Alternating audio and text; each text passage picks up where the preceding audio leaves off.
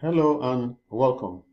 In this lesson, we are going to learn about referencing in Excel.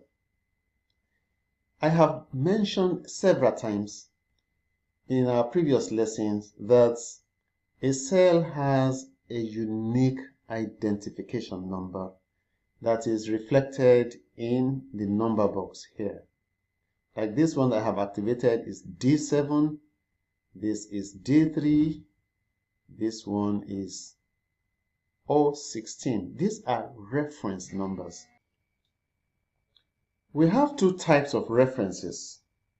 One, we have relative references and then absolute references. We have relative.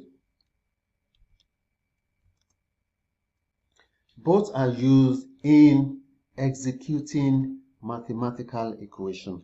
And we are going to see how to use relative references in this lesson. The example I have here, we have trainers, we have red ball, we have pink ball, and then we are to calculate the number of balls each of these trainers have. All right, it's like saying we should just find the total number of balls. Right?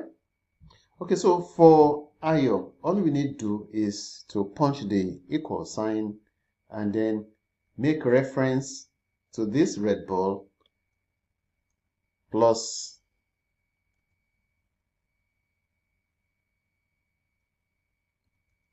the pink ball and then click enter. All right, now let me move this. Okay, if you recall, I have mentioned this fill icon previously. So what we can do is to drag this down and then Excel will do the rest for us by adding the balls for each of the trainers, and then we have the addition without having to do it manually, without having to do it individually. This is possible because we have the column for the pink ball and then matched by the columns for the red ball.